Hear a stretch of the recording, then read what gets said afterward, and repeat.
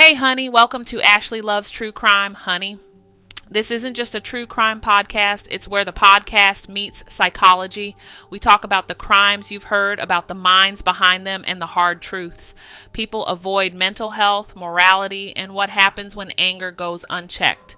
New episodes drop with real conversations. No shock bait and no sugarcoating. If you're ready for true crime with depth, pull up a seat. This is True Crime Honey style. Hi, honey. Welcome in to another podcast episode of Ashley Loves True Crime, honey. I am so happy that you guys are joining back in with me today. I have my live audience here with me today. We're gonna give them some. They cannot hear it, but I just gave them a round of applause. I want to thank you guys for coming in today. Before we get started into some deep conversations, we're gonna do a little talk to me very quickly. I just want to say, for like admin wise, I have been working on getting my body back together, getting physically in shape. And I just want to encourage anyone out there under the sound of my voice to just keep going, keep striving for those things. Don't listen to the naysayers. Don't listen to those people who say or speak things over you that are not true. Just because you're looking to better yourself doesn't mean you're trying to revert back to a time in your life when you were younger. It just means you want to capture that feeling, but keep the essence of who you are now today. So you keep going, you keep thriving. To my live studio audience, I would like you to unmute yourself. And a little bit off topic, I want you guys to let me know, have you seen the Tyra Banks docu-series? Were you a fan of America's Next Top Model? Because I was. And do you suggest that I see it? Let's go. Hey, first of all, I just want to thank you, Ashley Honey Love, because I always enjoy making a live, making a recording. This is wonderful. And secondly, yeah, I haven't seen the documentary yet, but man, it seems like can't miss. Can't miss. So I keep Because hearing.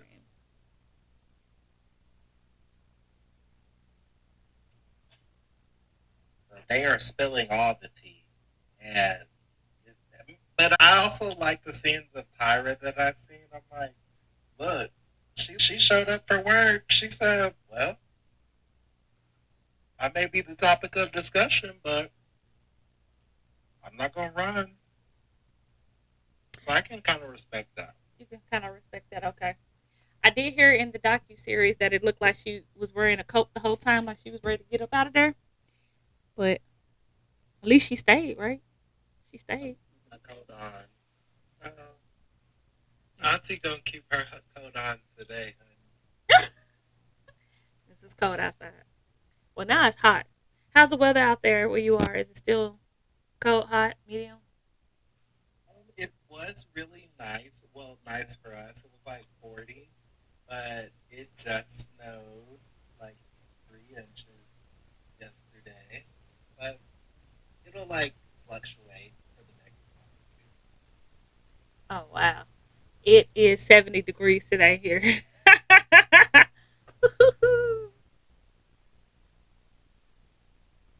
that must be nice.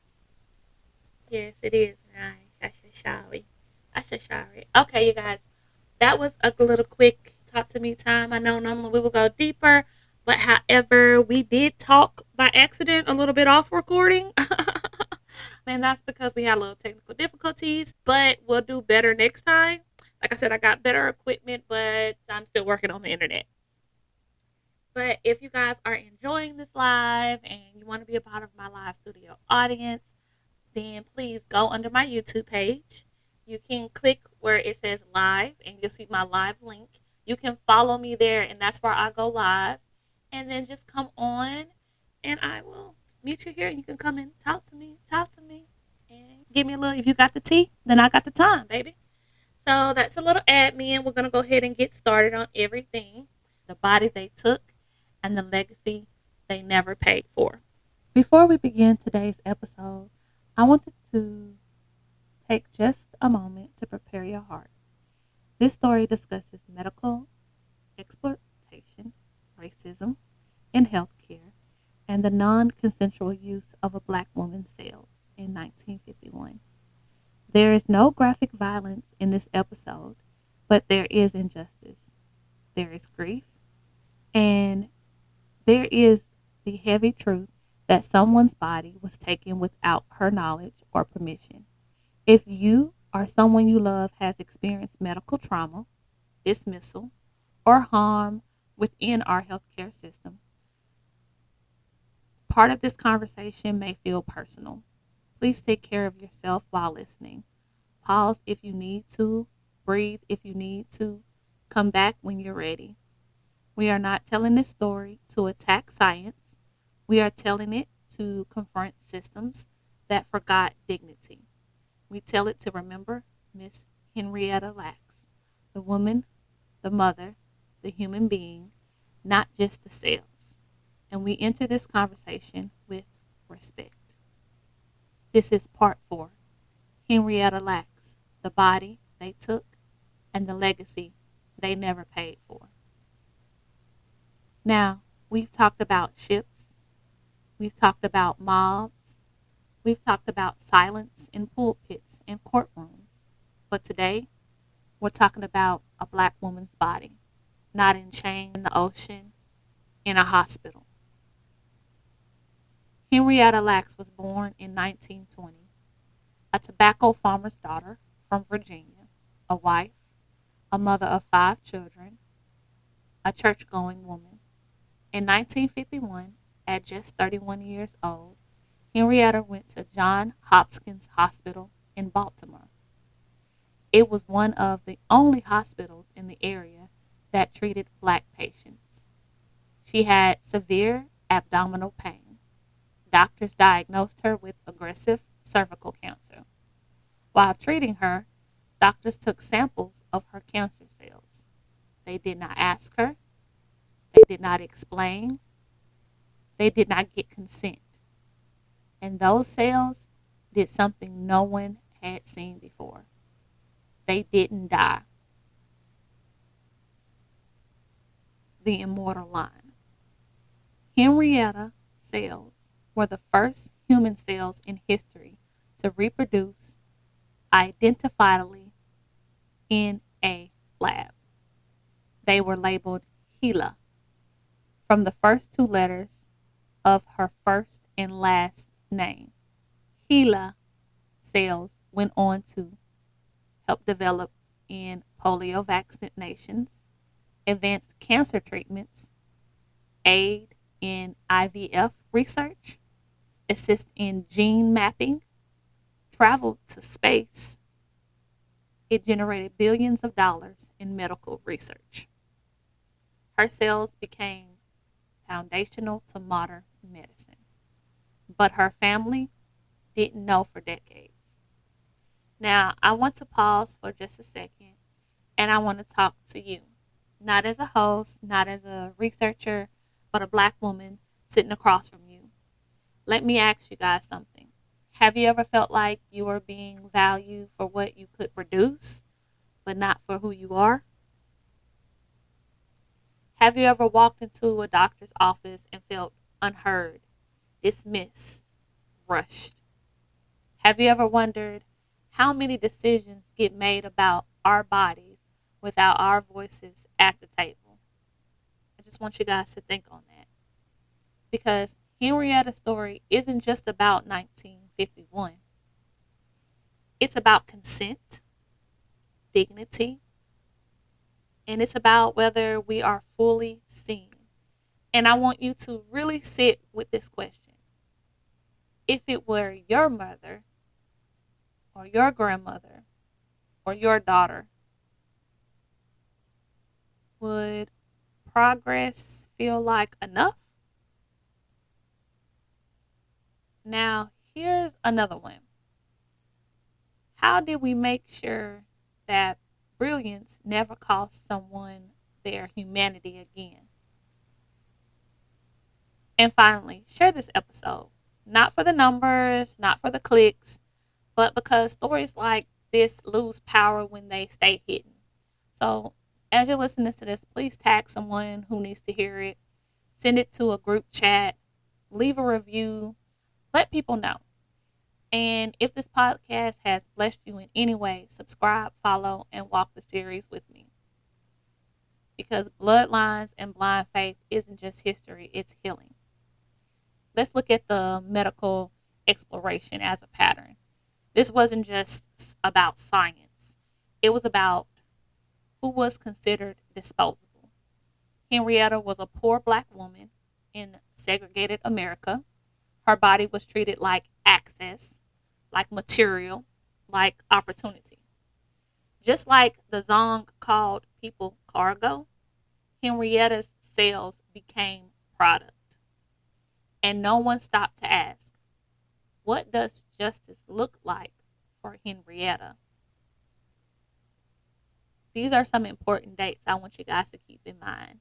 1951, her cells are taken. 1951, Henrietta dies, buried in an unmarked grave. The 1950s through the 1970s, HeLa cells are distributed worldwide. Her name is never mentioned publicly. Her family remains in poverty. It wasn't until the 1970s that researchers contacted her family, not to apologize, but to study their blood, trying to better understand the cells. Imagine learning your mother's cells are alive in labs around the world and you never knew. Imagine knowing pharmaceutical companies profited while you struggled to afford health care, school, everyday essentials, food. This is not just an oversight, that is inequality wrapped in a lab coat. Here's the blind faith that happened in science. Now, hear me carefully. Science is not the enemy, but blind faith in systems, whether religious or scientific, is dangerous. When doctors believe progress justifies silence, when researchers believe discovery outranks dignity, when institutions protect innovation more than humanity, we are right back at the ship. We are right back counting bodies as cargo. Different setting, same hierarchy. The Bible says, what does the Lord require of you? To act justly, love mercy, and walk humbly with your God. That's Micah 6:8. Justice, mercy, humility. Henrietta received none of these. And yet, her life saved millions. Now, billions. The system versus the woman. This is what makes her story so layered. Medicine progressed because of her. Lives were saved and continue to be saved because of her. But she was never asked. Her descendants had no control.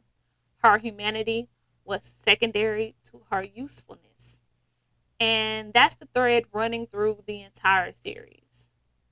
When systems decide your value is tied to what you produce, not who you are in danger. Recognition. In recent years, there has been movement toward acknowledgement. Her name is now taught in medical ethics classes.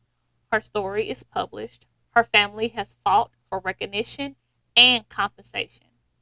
In 2023, a settlement was reached between her family and the biotechnology company that had used HeLa cells without permission. But let's be honest, recognition decades later does not undo exploitation. It simply names it. As a black woman, Henrietta's story sits different because we know what it feels like to walk into rooms where decisions get made about our bodies. I've had several instances where I've gone into a doctor's office, told them exactly how I feel, only to be told that my feelings are not valid, that what I'm feeling is all in my head and not inside my body. And then to go to another doctor and find out, no, it's not in my head. It is actually happening through my body. And medication is the only way to assist. And I've had it happen in several occasions, and I know other women have as well. And especially if you've ever had children, my pain is dismissed, or my questions go unanswered, or I feel small for the questions that they feel they know quickly or that I should know. Henrietta, she wasn't an ignorant woman. She wasn't incapable. She was simply not seen as equal. And that is the quiet violence of blind faith in institutions. So when we talked about Zong, the Zong, they are cargo. Rosewood, they are a threat. Henrietta's story whispers she is useful. Different centuries, different settings, same question. Who gets to be fully human? Henrietta Lacks was not a line. She was a mother. She loved to dance. She wore red fingernail polish. She laughed loudly.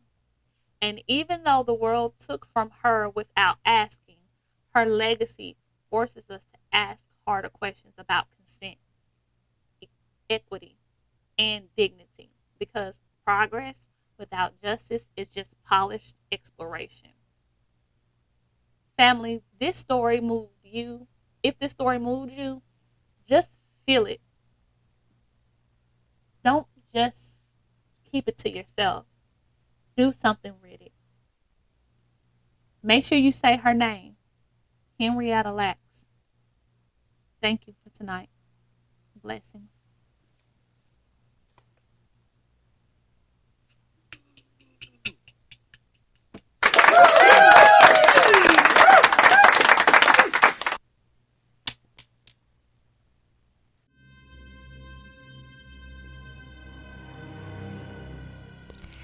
Thanks again to my live audience that have come in and shared their thoughts and their opinions. Please remember,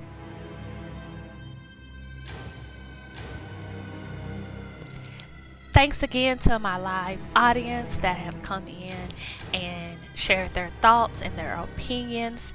Please remember that I record every Thursday, and new episodes will be uploaded on YouTube every Monday. Please like, share, subscribe, and comment down below. I look forward to chatting it up with you guys in the comments. Thank you again for coming in, and as always, stay sweet out there, honeys. Bye.